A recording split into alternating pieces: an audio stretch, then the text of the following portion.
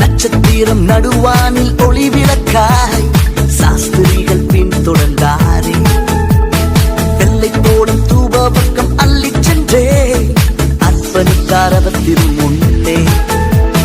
மந்தை மேய்ப்பர்கள் புதுகாலம் பாடியே விந்தை காணவே விரைந்தோடி சென்றனர். மந்தை மேய்ப்பர்கள் புதுகாலம் பாடியே விந்தை காணவே விரைந்தோடி சென்றனர்.